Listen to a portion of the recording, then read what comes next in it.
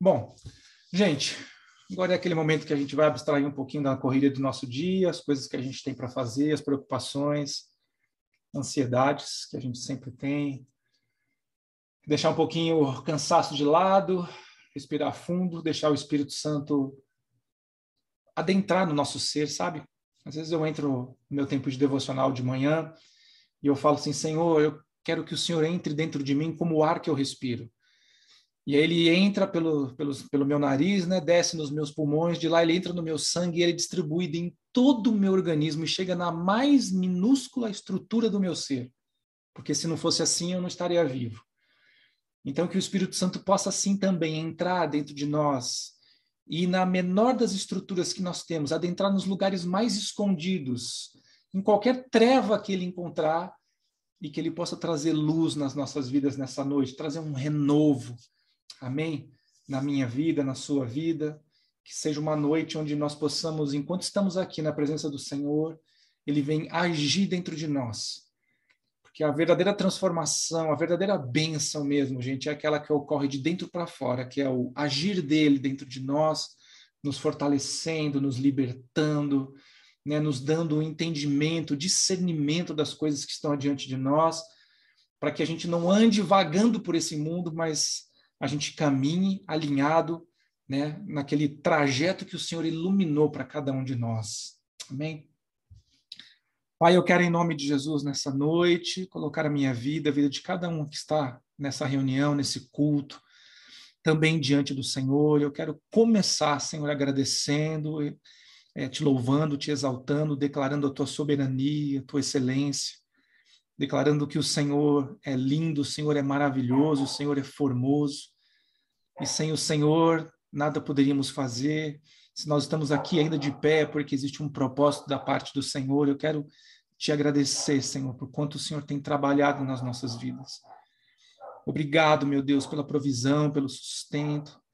Também obrigado, Senhor Deus, pelas lutas, pelas provas, pelas correções, porque isso é importante para o nosso crescimento. Senhor, desde agora, em nome de Jesus, eu oro para que o Senhor envia dos teus anjos poderosos para estarem acampados ao nosso redor, nas nossas casas, Senhor Deus, ao redor das nossas famílias, e colocando agora toda a força do adversário em retirada, em nome de Jesus. Todo levante de Satanás, Senhor, caia por terra agora, em nome de Jesus.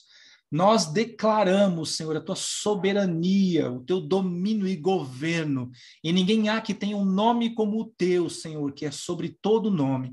E nós prostramos o nosso coração e a nossa vida diante de ti nessa noite, porque reconhecemos que só tu, Senhor Jesus, é Deus, só tu és o Rei.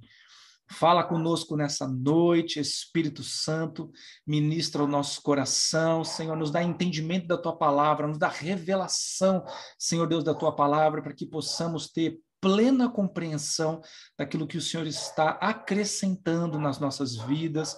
Papai, independente de ser uma palavra que já ouvimos uma, duas, 10 ou nenhuma vez, que seja nessa noite o trabalhar, Senhor Deus, específico, pontual, personalizado da parte do Senhor na vida de cada um de nós, em nome de Jesus. Em nome de Jesus. Senhor Deus, já nós te rendemos honra e glória, Senhor, e declaramos o teu governo sobre as nossas vidas e sobre esta reunião, em nome de Jesus. Amém. Amém. Boa noite aos que chegaram agora. Nós vamos já adentrar nessa ministração que nós temos hoje.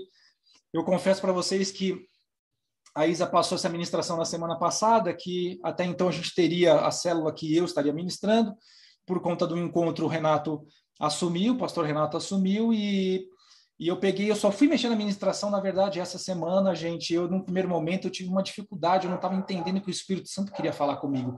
E ele falou muito claramente com a Isa, e ele falou assim de uma maneira muito específica com a Isa, então eu tenho certeza que ela já estava com a mensagem pulsando no coração dela, e eu tive que entrar nesse mover, né, entrar dentro dessa unção para entender aquilo que efetivamente Deus queria falar conosco nessa noite. Então, sem mais delongas, eu quero puxar aqui a ministração para que nós possamos estar iniciando o tema da nossa ministração de hoje. O tema da palavra dessa noite é atitudes certas diante das perdas. Essa é uma daquelas palavras que normalmente na igreja a gente não quer ouvir, né? Normalmente na igreja a gente quer ouvir sobre a vitória, nós queremos ouvir sobre a conquista, nós queremos ouvir sobre a bênção de Deus, e efetivamente Deus tem a vitória, Deus tem a conquista e Deus tem a bênção. Não sei se você já parou para imaginar, Deus nunca perdeu um combate, ele nunca sofreu uma derrota, ele nunca sofreu uma perda. Ele não sabe o que é isso, no sentido, claro, de ter que enfrentar uma situação como essa, porque ele nunca foi derrotado. Deus não perde nunca. Amém? Nunca. Mas, efetivamente, para nós, dentro desse sistema caído, né, dentro do mundo que jaz do maligno, né, nós que estamos, embora libertos do pecado, vivendo num mundo onde há pecado, e, portanto, eventualmente acabamos caindo, ok? Para nós é tudo mais complexo. Nós sofremos perdas ao longo do caminho. E nós vamos falar um pouquinho sobre como nós devemos nos portar diante delas. É claro que eu poderia aqui abranger essa ministração e tentar tocar nos vários tópicos, né, das razões pelas quais nós sofremos perdas, embora isso não é o objetivo dessa noite.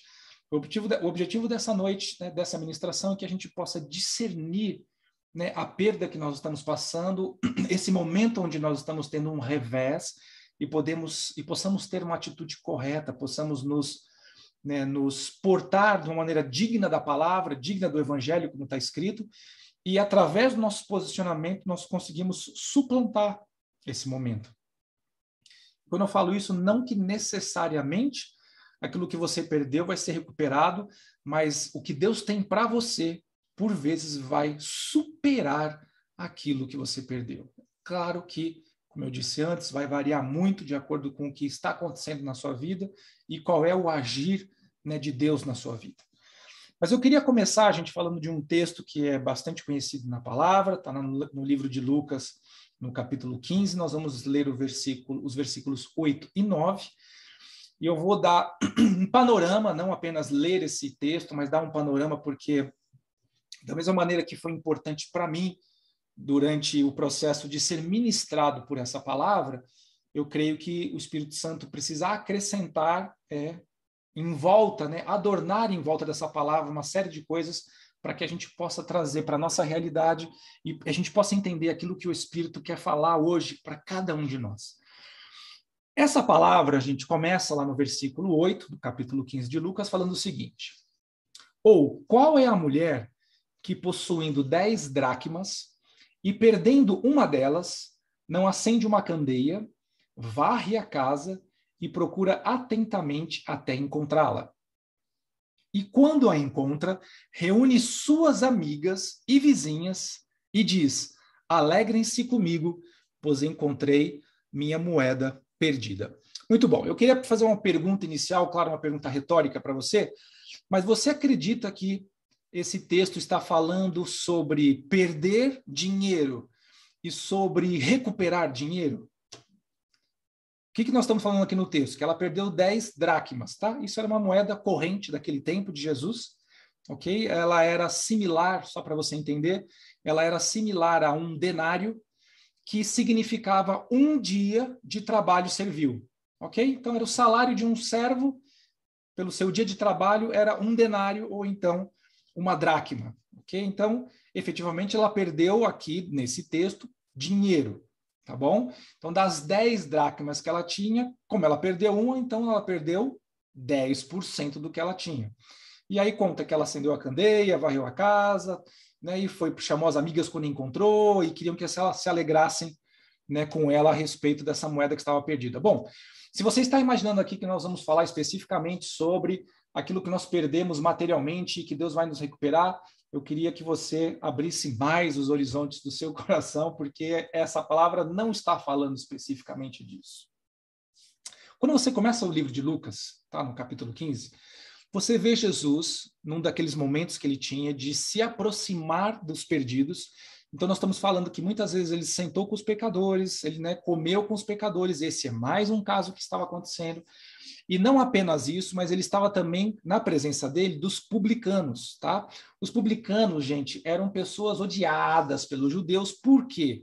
Os publicanos eram judeus levantados pelo Império Romano que faziam a coleta dos impostos para Roma. Então, os judeus consideravam os publicanos como traidores, né, da sua raça, do seu povo e da sua nação. Então, eles consideravam que essas pessoas estavam, né, tendo uma série de benefícios por causa do Império Romano na troca, né, de se venderem para servir o Império, e assim eles cobravam os impostos, por vezes cobravam mais do que era necessário, cobravam, claro, aí com algum índice de corrupção também. Então, por isso que eles eram altamente odiosos. Então, Jesus está nesse momento sentado com essas pessoas, fala dos publicanos, fala dos pecadores. E a gente tem a casta religiosa, aquele povo que lia as escrituras, não entendia nada do que estava lá, porque queria seguir uma série de doutrinas, uma série de regras, uma série de ritos que estavam arrolados àquilo que eles tinham desenvolvido como religião e que não tinha nada a ver com aquilo que Deus tinha estabelecido. E aí eles chegam diante de Jesus e começam a criticá-lo porque ele está ali, não apenas sentado com os pecadores, mas está comendo com os pecadores. E aí Jesus propõe algumas parábolas, né? propõe algumas histórias. Uma dessas histórias é essa que eu contei para vocês, da mulher que perdeu a dracma e que depois acabou encontrando, mas fala também daquele, né? Fala de uma pessoa, não está descrito que é um pastor na Bíblia, mas fala de uma pessoa que tinha 6 ovelhas, ele perde uma das ovelhas, e aí a palavra fala que ele deixou as 99 para buscar só aquela que estava perdida. Por que Jesus propôs essas parábolas? Por que ele estava falando sobre a dracma, sobre as ovelhas? Ele não estava falando de dinheiro, ele não estava falando de riqueza, ele não estava falando de bens materiais, ele estava falando de vidas. Ele estava falando de vidas. O que ele estava querendo dizer ali é o seguinte: olha, há uma grande festa no céu, há uma grande alegria diante dos anjos do meu Pai quando um pecador se salva, se converte, se arrepende.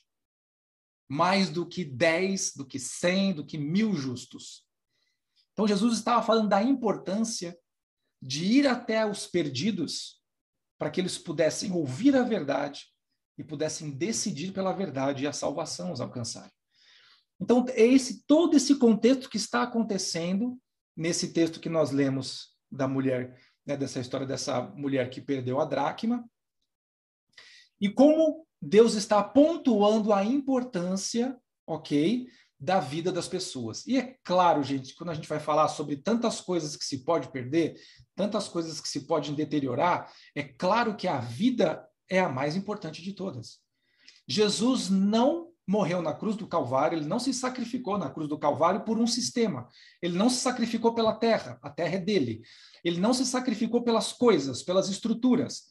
Ele se sacrificou pelas vidas. Ok? A gente está cansado de falar e de ouvir, né? Dessa vida ninguém leva nada. Por quê? A única coisa que vai sair daqui é você, é a sua vida. E esse é o aspecto mais importante, e é justamente sobre isso que Jesus estava pontuando com os fariseus.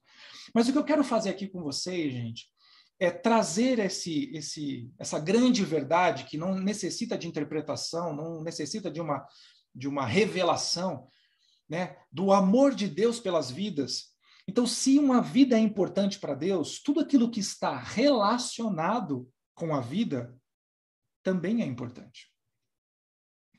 Não sei se você já leu aquele livro A Cabana ou se você assistiu o filme, né? Tinha uma frase que eu guardei no meu coração, que eu creio que é exatamente assim que Deus trabalha. E aí lá no livro ele fala, né? Se alguma coisa importa, então tudo importa. Deus não olha as coisas isoladamente. Ele tem uma visão macro, constante e linear e atemporal de tudo, do conjunto como um todo, de uma maneira que fica até difícil de eu explicar e muito mais impossível para nós termos essa concepção, né, ter um entendimento dessa verdade na sua grandiosidade. Mas, por conta disso, tudo aquilo que envolve a vida de uma pessoa é importante. Eu contei eu acho que foi no encontro, tá? Não estou bem certo agora, mas acho que foi no encontro sexta-feira ou foi na ministração da quinta-feira retrasada. Nessa eu já falei, é só para relembrar, eu estava contando a história de uma jovem que estava passando um momento muito difícil financeiramente na casa dela, passando até fome, e ela saiu de um culto de jovens da nossa igreja, foi até o shopping com as amigas, que insistiram que ela fosse, apesar de que ela não queria, porque ela não tinha condições.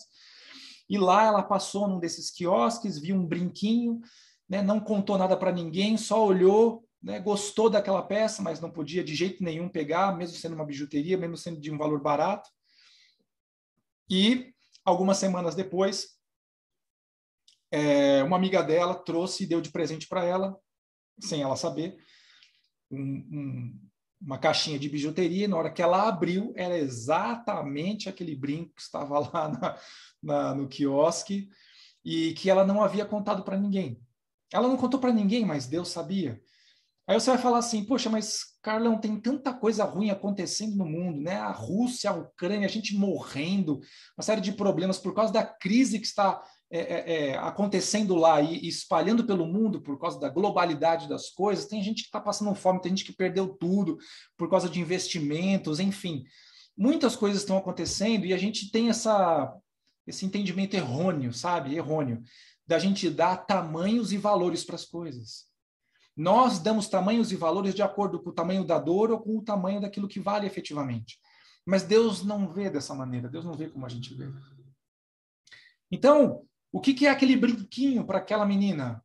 Aquilo era um mimo, aquilo era um adorno, aquilo era realmente Deus se manifestar, trazendo alegria no momento difícil que ela estava passando.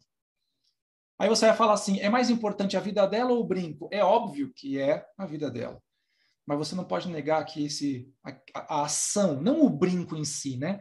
Não o valor daquela peça, até porque ela nem era algo tão caro, mas o fato de Deus ter acompanhado ela naquele quiosque e ter visto e sentido aquilo que ela desejou, mas ela não podia ter, e talvez aquilo entristeceu o coração dela.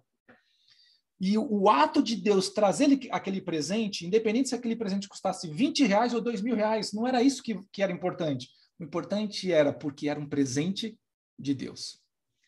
E por que eu estou falando isso para você, gente? Nós temos muitas coisas à nossa volta que são presente de Deus. E se uma coisa importa, tudo importa. E muitas vezes nós estamos perdendo coisas pelo caminho que não foram feitas para serem perdidas. Existe, sim, eu sei, um tratamento de Deus para certas coisas. Existem pessoas que perdem tudo, gente. Ok? Porque Deus está tratando e preparando para um novo patamar, para uma nova caminhada, para um novo momento. Às vezes nós ficamos muito ligados nas coisas desse mundo e Deus tira essas coisas para que nós possamos olhar para Ele.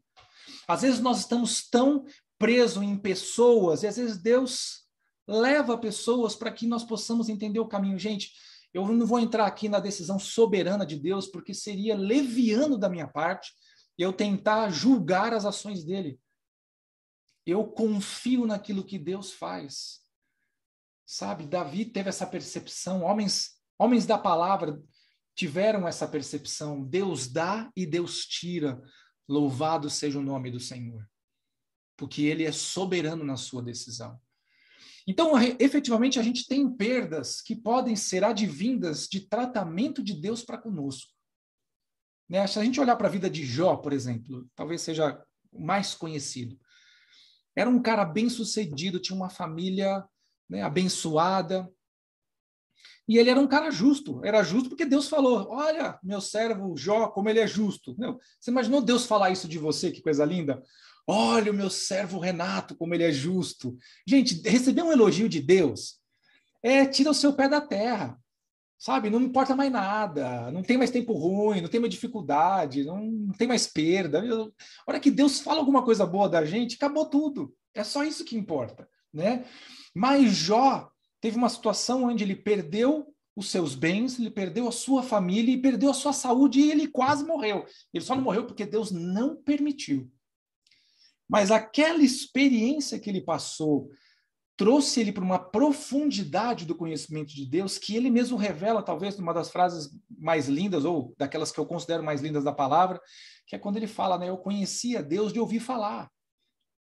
Eu ouvi falar e eu obedeci às suas direções, mas porque eu ouvi falar. E ele fala assim, mas agora os meus olhos te veem. É um outro nível de relacionamento. Por causa do quê? Perdas que ele teve.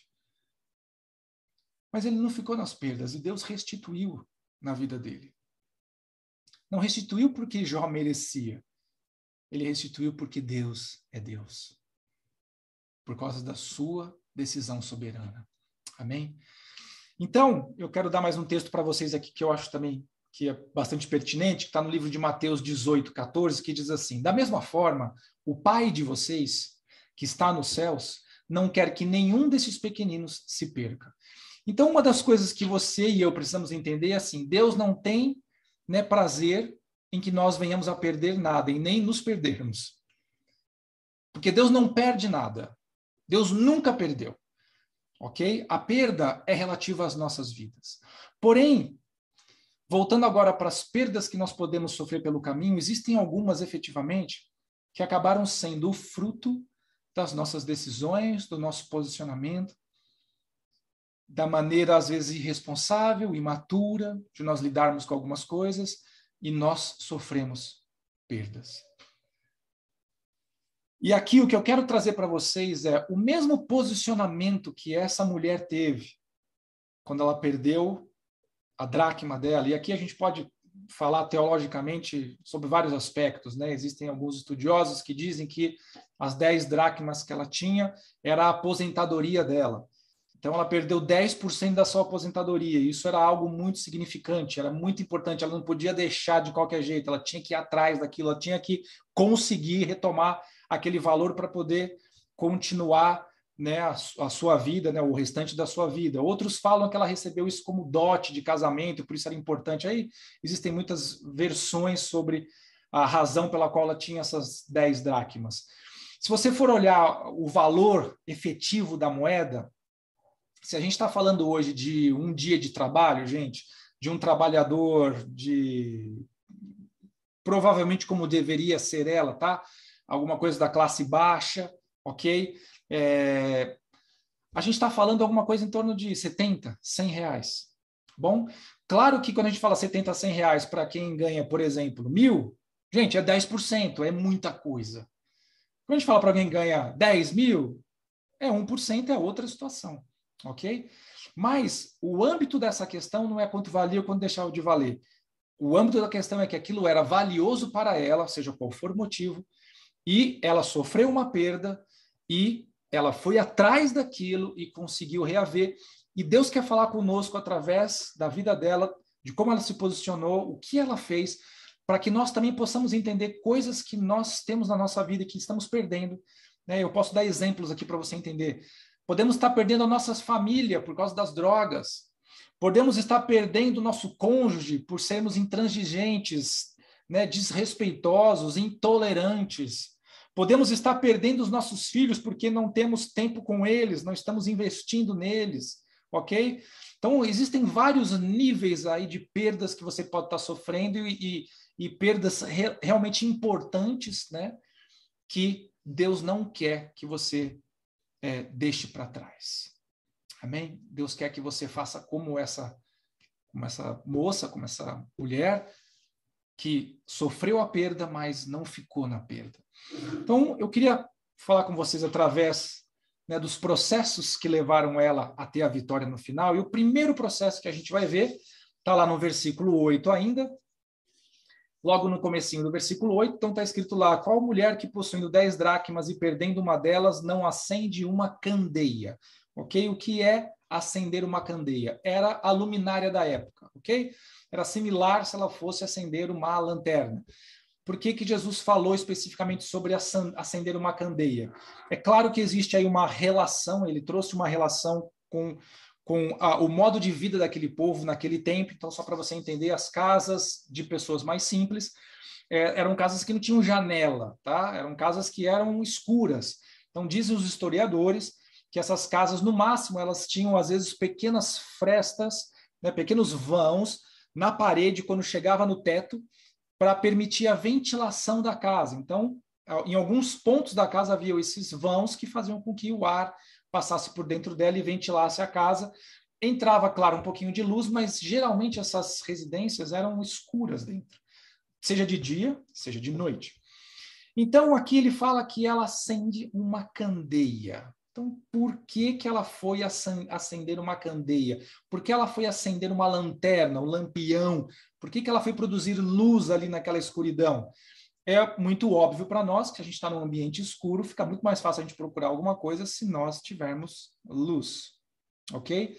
Do ponto de vista espiritual, é exatamente a mesma coisa? Exatamente a mesma coisa. Na verdade, gente, o reino físico espelha o reino espiritual. Porque o reino físico é transitório, mas o reino espiritual é eterno. Lá em João 8,12, a palavra do Senhor diz assim, falando novamente ao povo, Jesus disse, eu sou a luz do mundo. Quem me segue nunca andará em trevas, mas terá a luz da vida. Vamos trazer agora para os nossos dias, para as nossas experiências, para as nossas vidas. O que significa isso, gente? A primeira coisa que nós precisamos buscar quando nós sofremos perdas de coisas preciosas na nossa vida é nós buscarmos a luz de Jesus, é buscarmos a iluminação do Espírito Santo.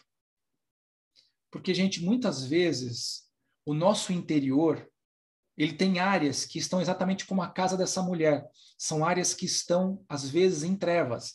Às vezes é uma penumbra, não é uma treva completa, mas às vezes são densas trevas que você não enxerga nada. E tem áreas da nossa vida que estão assim. Seja porque nós sujeitamos essas áreas por causa do pecado, seja por causa das marcas que nós recebemos, por causa das experiências negativas que nós tivemos ao longo das nossas vidas. E essas áreas que estão debaixo das trevas, elas são principalmente as áreas que vão produzir, né, os efeitos negativos na nossa caminhada. O que eu quero dizer com isso, gente? Tudo dentro de nós que está em trevas vai produzir um fruto ruim. Não tem jeito. Amém? Glória a Deus que a gente tem uma maior parte do nosso ser iluminado. Então, a maior parte das experiências que nós temos redundam efetivamente em bênção. Mas, efetivamente, nós tomamos decisões sem pensar, somos arrogantes, soberbos, queremos fazer as coisas sem Deus, queremos fazer as coisas sem alinhamento com a sua palavra, e, gente, um dia essa conta chega. Então, o que a palavra está falando para nós aqui é que o primeiro passo que eu e você precisamos dar é buscar o Espírito Santo, é buscar a pessoa de Jesus para que ele possa iluminar o nosso interior. Nós precisamos que o nosso interior esteja iluminado pela glória dele e que não hajam áreas de trevas dentro de nós, para que o Espírito tenha livre fluidez nas nossas vidas. E isso vai gerar, então, aquilo que nós conhecemos como fruto do Espírito, que ele é gerado numa alma livre, num lugar onde não há trevas. Então, da mesma maneira que aquela mulher acendeu a candeia para procurar, porque essa era a melhor maneira de encontrar alguma coisa, porque você já tentou procurar alguma coisa no escuro, tipo quando acaba a luz na sua casa, e você vai tateando, aí você bate a cabeça, bate a perna, bate o joelho, fica todo roxo. E provavelmente você não vai encontrar o que você precisa, salvo se você lembrar exatamente onde você deixou. Senão você não vai encontrar. Assim também é necessário que essa luz ilumine o nosso interior, porque assim nós vamos identificar dentro de nós as áreas que estão com problema. É muito difícil a gente olhar para dentro de nós, gente, fazer uma autoanálise daquilo que precisa mudar. Geralmente nós entendemos que nós estamos certos e o mundo está errado. E é por isso que Jesus falou sobre isso, né? Que é mais fácil a gente olhar o cisco no olho do irmão do que a trave no nosso. Tipo, cisco, negocinho pequenininho. Trave, um negócio desse tamanho. A gente enxerga o cisco no olho do irmão, mas não enxerga as traves que estão nos nossos olhos, porque nós temos essa dificuldade, muitas vezes, de fazer uma avaliação interior nossa. Mas quando a luz ilumina o nosso interior, gente, vai aparecer tudo que está lá. E a gente não pode ter medo de enfrentar o que precisa ser transformado. Amém? É o único jeito de você começar a procurar a solução. Então, ela acendeu a candeia. Depois, lá no versículo 8 ainda, varre a casa e procura atentamente. Varre a casa e procura atentamente. Novamente, vamos tentar entender qual é a figura que Jesus está falando. Naquele tempo, gente, as casas não eram assim como as nossas de hoje, que você tem um piso cerâmico, um cimento queimado, um carpete, né? Você não tem aquele porcelanato, aquele negócio brilhante, limpo, lindo, né? Essas coisas não existiam naquele tempo. Então, normalmente, as casas mais simples eram um piso de chão batido. Então, efetivamente, havia, às vezes, alguma coisa que entrava junto com a pessoa dentro da casa, enfim. E ela precisava varrer para tentar tirar, né, mover essa sujeira de lugar, ou seja, começar a liberar os espaços para que ela pudesse encontrar alguma coisa que pudesse ter caído ali. Então, quando ela fala de varrer a casa, fala de esforço. Ou seja, não bateu um vento, sabe? Havia um vento sobrenatural e entrou na casa e varreu tudo para um lado e a moeda que era mais pesada ficou e apareceu brilhando ali na luz da candeia. Não, não está escrito isso. Está escrito que ela precisou varrer. E o fato dela precisar ter uma ação que imputava esforço físico, ok? Porque a candeia ilumina por si só. Ela não é vagalume, ok? Então, a candeia ilumina por si só. Mas o fato dela estar varrendo é o fato dela estar trabalhando, dela estar buscando, dela estar tendo um esforço naquele sentido. Ou seja, naturalmente, aquilo que eu perdi, aquela situação que está revés, aquele problema que eu estou enfrentando, não vai voltar ao normal. É necessário que tenha uma intervenção minha, junto com a intervenção de Deus. Eu sempre falo que a obra de Deus é feita a 4 mãos. Amém? Isso é muito verdade a partir do momento que nós estamos aqui nesse culto. Desse lado da câmera podia ter um anjo do Senhor pregando. Ele estaria falando perfeitamente, num timbre correto, sem errar uma palavra, no português perfeito, e ainda por cima ia estar iluminando tudo aqui sem necessidade do ring light que eu pus na minha cara. Mas ele não fez assim. Nós estamos cooperando com aquilo que ele está trabalhando. Então é necessário uma atitude da nossa parte. E às vezes essa atitude vai exigir de nós esforço. Ok? Esforço. E fala de procurar atentamente, ou seja, dedicação. Significa que você, quando entende que aquilo que você está sofrendo uma perda, aquilo que está em processo de perda, ok? É algo valoroso para você, é hora de você tomar uma ação e você vai ter que dedicar seu tempo, vai ter que investir. E você vai entrar com aquela mentalidade, eu não sei quanto tempo vai demorar, mas eu não vou desistir até conseguir. A gente vê que, no caso da mulher, ela varreu, né? Procurou atentamente até encontrar e encontrou. A gente não sabe se ela levou 1 hora, 2 horas, um dia, um mês, um ano. E isso é muito importante a gente deixar claro. A sua dedicação não pode vacilar por causa do tempo, porque nem tudo vai se realizar quando você quer. Aliás, glória a Deus que as coisas não acontecem quando a gente quer. Porque você imagina se todo mundo quisesse realizar alguma coisa no seu próprio tempo, o conflito que ia dar, a confusão que ia ser. Então, tudo tem um tempo perfeito de Deus e até lá você precisa se dedicar, você precisa se esforçar. É uma atitude indispensável para que isso aconteça e sem isso, gente, não se engane, não vai cair do céu. Não vai cair do céu. Você precisa agir. Amém?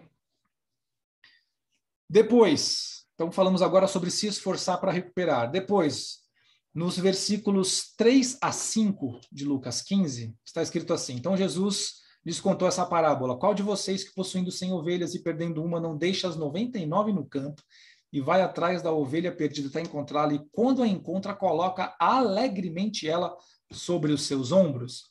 Você precisa se importar com aquilo que você perdeu.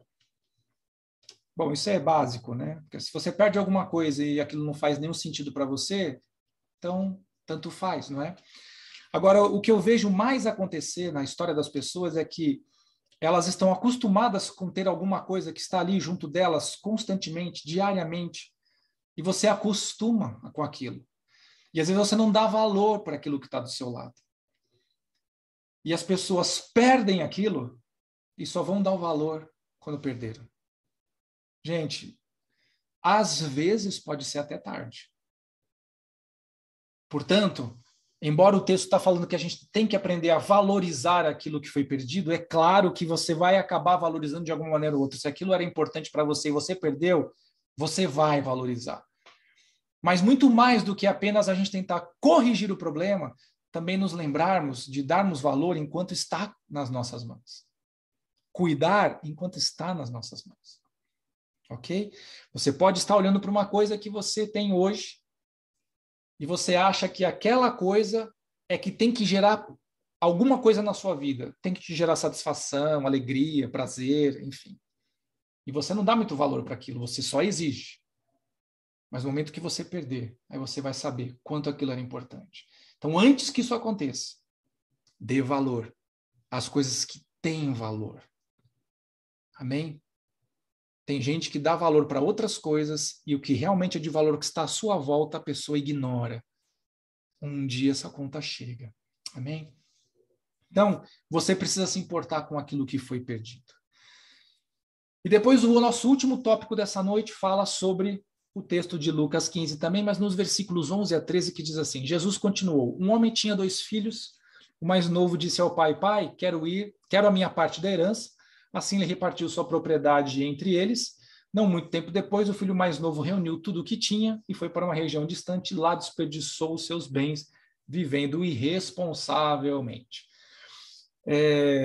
Quando a gente olha para aqui nesse texto do filho pródigo, né, aquele que pegou a herança do pai em vida, ou seja, tipo, nem se importou com o pai, porque ele queria a herança dele. Herança você só ganha quando o pai morre.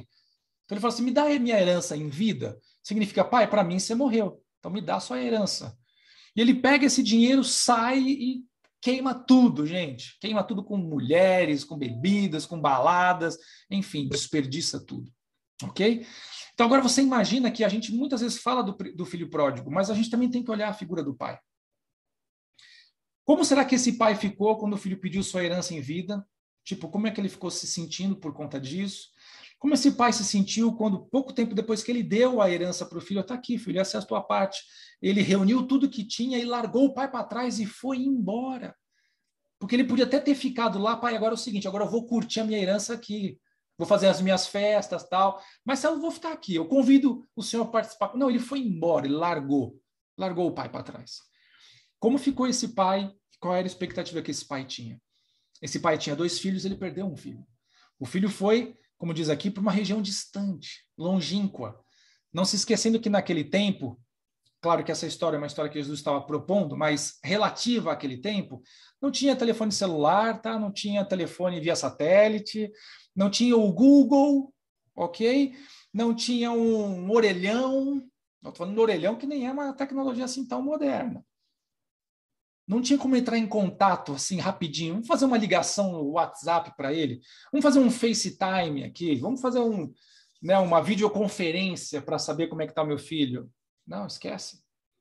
No momento que ele passou pela porteira da propriedade e foi embora, acabou. Mas a Bíblia conta que, né, quando ele volta, o pai se alegra. Sabe por quê? Aquilo já estava semeado no coração dele. Ele não perdeu a esperança. E é muito importante que a gente também tenha esse mesmo posicionamento. Muitas pessoas perdem a esperança logo que sofrem as perdas.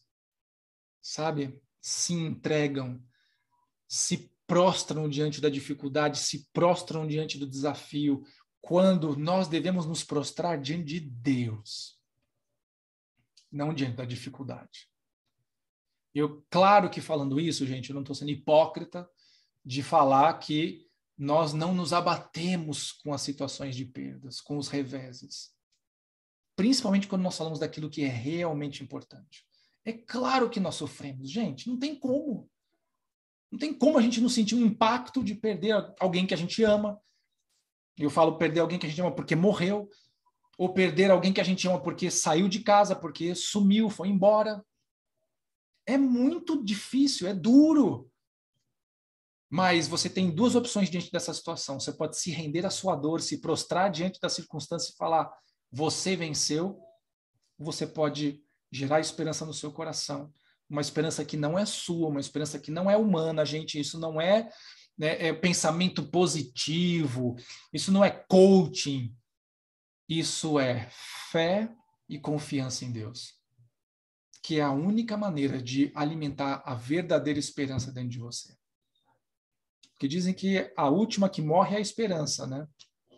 Então, não me leve a mal. Ela é a última que morre, mas ela morre também. Mas se você alimentá-la da maneira correta, ela vai resistir às intempéries até que você consiga retomar aquilo que você estava perdendo ou aquilo que se perdeu. Amém? Essas três parábolas, gente, né, tanto a do filho pródigo, como das dracmas, como a do homem que tinha 100 ovelhas, fala de alegria quando retomaram, quando encontraram, quando a situação mudou e aquilo que se perdeu foi retomado. E é essa alegria que o Senhor quer que você tenha no seu coração. Deus não nos fez para perdermos, ok? Deus não nos criou para sermos perdedores. E quando a gente fala desse mundo, infelizmente, às vezes a gente entende que para um ganhar, o outro tem que perder. Deixa eu te explicar, para Deus não existe essa lógica, nem existe esse sistema.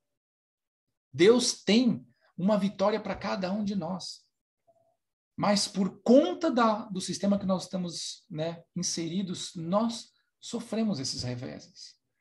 E vou te falar, às vezes, talvez, mais de às vezes, talvez muitas vezes, o grande responsável pelas perdas na sua vida é fácil de você identificar. E vai levantar o irmãozinho ali, ó, que está no canto da tela. É isso aí, Carlão, eu sei quem que é o responsável pelas minhas perdas, é o diabo. Eu falo assim, olha, realmente ele é um cara complexo, é um cara chato, é um cara persistente. Mas eu vou te dizer que, na maioria das vezes, o grande responsável pelas suas perdas, você descobre quando você olha no espelho. É ali que você vai descobrir quem que é o responsável. Sabe por quê? Porque embora esse seja o trabalho do diabo, né? Esse é o trabalho do adversário, é acusar a gente, é tentar tirar a gente da presença de Deus, ficar jogando setas na nossa mente, esse é o trabalho dele. Mas Jesus nos deu as condições de vencer. Quando ele fala, vos dei poder para pisar em serpentes e escorpiões. Nenhum poder do inimigo fará dano a vocês. Resistir o diabo, ele fugirá de vós. Você acha que Deus ia dar para você uma direção que você não pudesse cumprir? Ó, filhos, resiste o diabo aí. Quer dizer, tenta, né? Eu estou falando para você resistir, mas tenta aí, vê se você consegue. Você acha que Deus faz assim? Então, quando ele fala resistir o diabo, significa que eu e você temos condições de vencer. Nós perdemos porque nos entregamos à nossa própria carnalidade. E essa é a verdade. Amém? Mas a palavra de hoje para você, aquilo que o Espírito Santo de Deus quer falar na sua vida é que talvez tenha alguma coisa aí no seu coração que você perdeu no meio do caminho. Uma pessoa, um relacionamento, alguma coisa que o Espírito Santo já está falando com você. Talvez você já não tenha perdido ainda totalmente, mas sabe quando já está no processo, já está um negócio difícil, já está vendo muita solução. Então eu quero te dizer, tem solução. A solução não está na sua estratégia humana, que às vezes a gente põe os pés pelas mãos. A sua vitória está em Jesus iluminar o seu interior para que você consiga identificar em você o problema. Porque é mais comum a gente identificar o problema no outro e a gente não identifica em nós mesmos. Quando essa luz iluminar o seu interior, você vai ver você. Porque se você mudar, você já tem grandes chances de mudar a atmosfera à sua volta. O problema é que você quer que a atmosfera mude e você não quer mudar nada, porque você acha que está certo. Então, a luz é importante para que a gente possa enxergar o problema. A gente tem que ter vontade, gente, tem que se aplicar, tem que tomar decisão, tem algum sacrifício, tá? Eu não vou usar a palavra né? Pagar o preço. Quem pagou o preço foi Jesus. Aqui fala de um investimento que tem que ser feito. Você vai ter que tirar recursos de algum lugar para investir naquilo. Muitas vezes o maior investimento que eu e você temos é o nosso tempo. Hoje as pessoas estão pagando para o outro fazer. Porque o tempo é tão precioso que eu pago para o outro fazer para não ter que despender o meu tempo. Deixa eu te falar, tem coisas que você não vai conseguir transferir, não tem como terceirizar. É você que tem que fazer. Seja diligente, seja uma pessoa focada e principalmente não perca a esperança, mas alimente ela no Senhor. Amém? Eu queria que você fechasse seus olhos. Eu queria ministrar o seu coração nessa noite. Eu queria que você trouxesse à mente alguma situação que você tenha passado ou está passando. E, gente, pode ser alguma coisa que aconteceu há um ano atrás, pode ser alguma coisa que aconteceu há 30 anos atrás.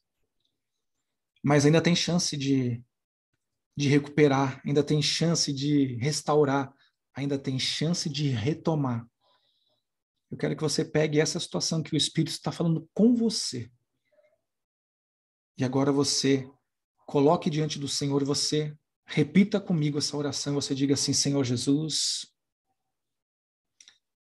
eu quero te agradecer pela tua palavra, te agradecer pelo Senhor olhar para dentro de mim, ver as minhas limitações, os meus fracassos, e ao mesmo tempo ter compaixão e ter graça comigo. Me ajuda com essa situação que eu estou passando, seja ela de longo tempo, seja ela recente.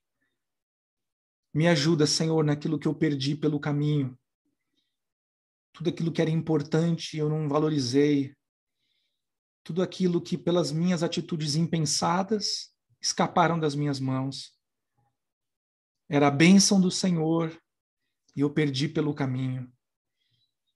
E, Senhor, em nome de Jesus, me ajuda a restaurar e recuperar os verdadeiros tesouros que existem para a minha vida. Porque assim como eu posso ser um tesouro para alguém, também alguém pode ser um tesouro na minha vida, uma bênção, um enviado do Senhor. Não me deixa desistir. Não deixa, Senhor, com que a minha arrogância, não deixa, Senhor, com que o meu intelecto, não deixa, Senhor, com que o meu posicionamento ou a minha falta de posicionamento venha impedir, Senhor Deus, de eu recuperar aquilo que eu perdi. Porque eu creio que o Senhor está dando hoje um novo tempo na minha vida de recuperar o que foi perdido, mas tendo a atitude correta. Eu te entrego, Senhor, o meu problema. Eu te entrego, Senhor Deus, a minha perda.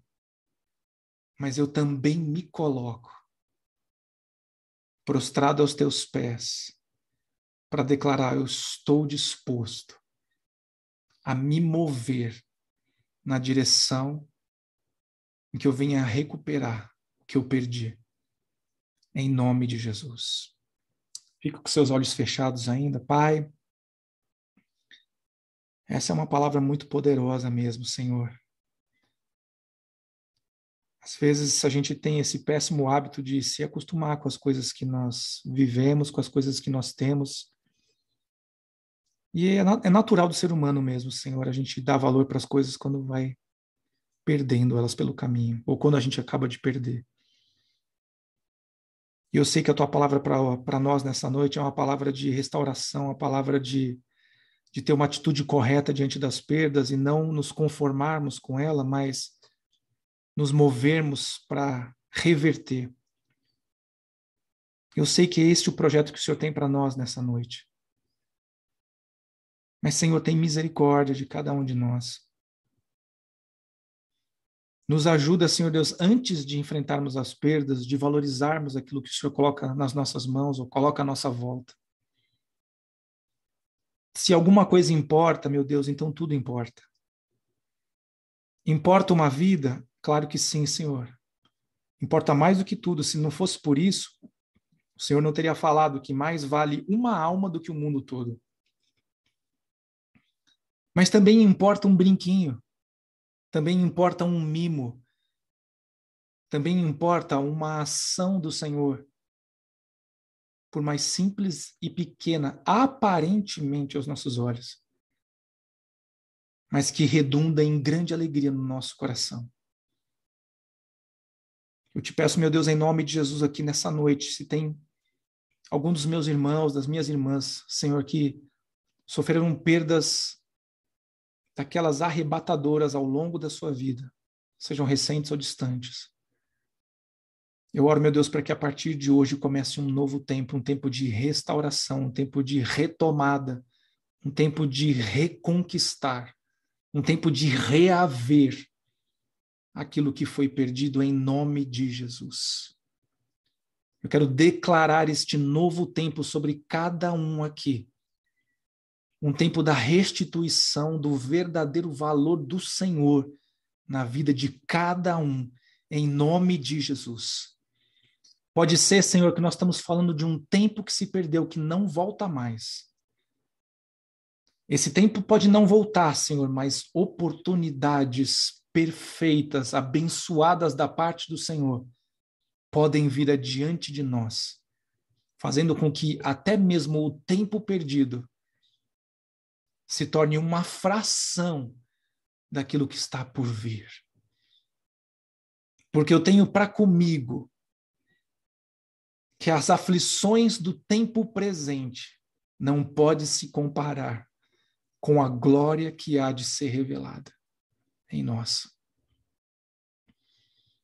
Senhor, em nome de Jesus, aquieta os corações na tua presença, traz uma alegria sobrenatural, meu Deus, alimenta a esperança de cada um aqui, para que não desista no meio do caminho, mas persevere até o fim, porque é lá no fim que está a concretização do teu milagre, do teu projeto.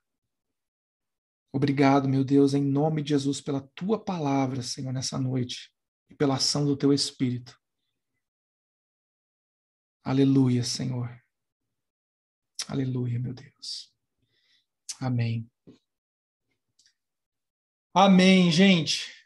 Era uma palavra simples, mas profunda, né? Eu demorei para entender, eu vou falar para vocês, demorei mesmo. Quando a Isa me passou esse texto, eu fiquei lendo, eu falava, Senhor, não estou entendendo o que o Senhor está falando comigo. Talvez porque tivesse muito ruído, sabe? Estou passando um tempo de ansiedade grande, muita coisa na cabeça, sabe? Quando você... Eu falava, Espírito Santo, eu não estou conseguindo te entender.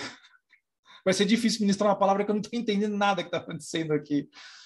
E aí o Espírito Santo foi falando, foi acalmando meu coração e eu fui entendendo aquilo que ele queria dizer para nós aqui. Amém? Eu queria dar um tempo para a Isa, que recebeu essa palavra, né? Porque primeiro ela recebeu antes de passar para nós, para ver se ela gostaria de acrescentar alguma coisa. Isa, fica aí à vontade, abre o teu áudio. Boa noite, irmãos, tudo bem? Não, essa palavra eu fui escrevendo, né? Sim, meditando, que muitas vezes na minha vida eu passei por perdas. Então, assim, eu fui escrevendo mais ou menos o que eu passei, algumas perdas na minha vida. E eu fui pensando como que eu fui lidando com isso. E uma coisa que eu nunca, assim, eu realmente já passei muitos momentos difíceis, mas uma coisa que eu vou falar, eu nunca desisti. Nunca desisti de lutar, nunca me conformei, nunca deixei aquilo me abater. Eu sempre, assim, eu sempre me levantei e falei, não, eu sou grata a Deus por tudo, mas não sou conformada. Eu, eu vou em frente. Então, é mais ou menos isso que eu quis passar para os irmãos. E aquele finzinho que eu escrevi para você, Carlos, eu no final até comecei a chorar e até me arrepiei, sabe? Como se o Espírito Santo falasse assim, no meu coração, fala para os irmãos que o tempo de perda já acabou, que agora é o tempo de colheita, em nome de Jesus. É o tempo de restituição. Eu Amém. creio nessa palavra. Amém. Amém. Amém. Amém. Sabe que você está falando isso agora, o Amém. Espírito Santo estava me lembrando, né? Não esquece de falar para a Isa que é ela quem vai declarar isso, porque a palavra veio através dela e ela vai declarar que esse é um tempo de restituição, Restituição, é um tempo de colheita. O Espírito Santo falou que era para falar para os irmãos que agora é um momento de restituição, é um momento de colheita, e que muitos testemunhos a gente vai ter nessa célula em relação a isso. Amém. E até o final do Amém. nome de Jesus. Amém. Glória a Deus. Amém, Isabela. Aleluia, Isa. Isa, glória a Deus mesmo. Obrigado, viu? Amém. Como sempre, né? Obrigado a você, a sua casa, por serem uma família sacerdotal e vocês serem uma bênção para as nossas vidas também, viu? Glória a Deus. Alguém quer acrescentar alguma coisa? Alguém quer falar alguma coisa? O Renato sempre pede para alguém falar. Vocês falem alguma coisa.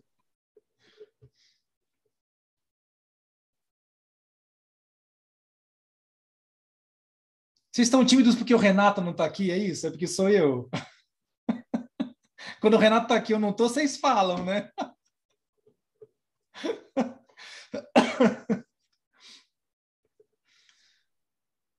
Ninguém quer falar nada? Amém, gente. Amém. Espero que vocês tenham recebido essa palavra de coração e que tenha sido algo realmente tremendo. Para mim foi muito especial, sabe? Depois que o Espírito conseguiu ministrar o meu coração, eu falei, aleluia, meu Deus, porque é verdade, a gente vai tendo uma série de perdas pelo caminho e a gente vai muitas vezes se conformando com elas, né? Vai falar, tá bom, perdeu, a vida segue. Mas nem tudo que a gente deixou pelo caminho efetivamente era para ter ficado. E a gente tem que buscar aquilo que Deus colocou nas nossas mãos e que porventura nós perdemos. Amém? Amém. Então, gente, eu quero abençoar vocês nessa noite. Queria que você levantasse as suas mãos aí para você receber da parte do Senhor a bênção. Senhor Deus, eu quero abençoar cada família que está aqui nessa noite conosco. Te agradecer Amém. Por cada um que dedicou esse tempo para vir escutar a tua palavra. Ninguém veio aqui escutar o que o Carlos tinha para falar. Nós todos viemos aqui escutar o que o teu Espírito tinha para dizer. Nós Amém. Estamos reunidos aqui por causa do teu nome, não por causa de um nome de igreja, não por causa de uma liderança, embora isso seja uma bênção, mas por causa da tua presença. Amém. Senhor, eu quero abençoar cada família aqui, em nome de Jesus. Declarar sobre eles, Senhor Deus, o teu milagre, a tua provisão.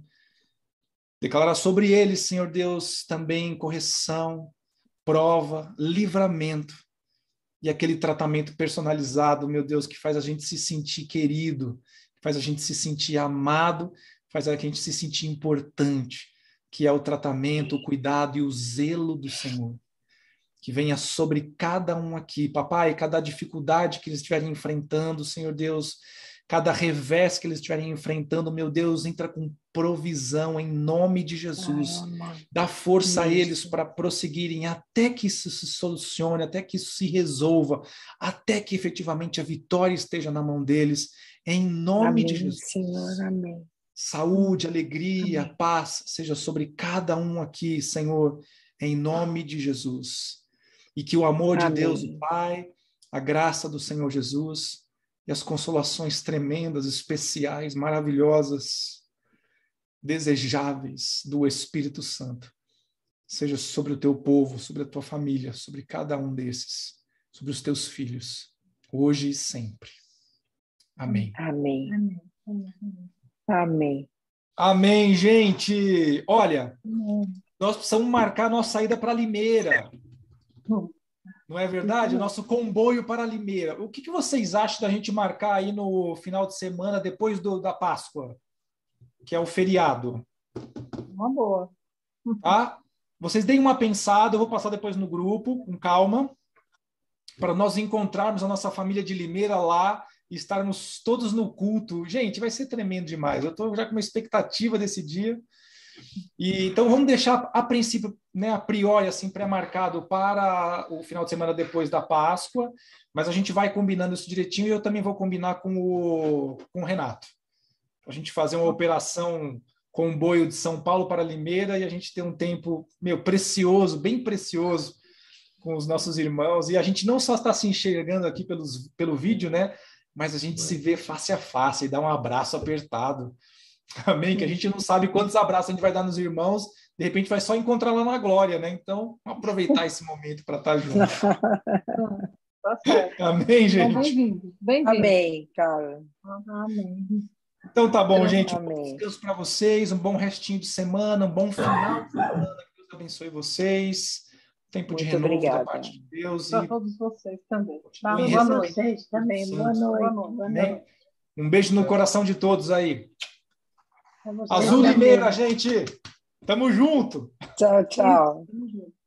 Boa noite. Tchau, gente. Boa Boa noite. noite. Tchau.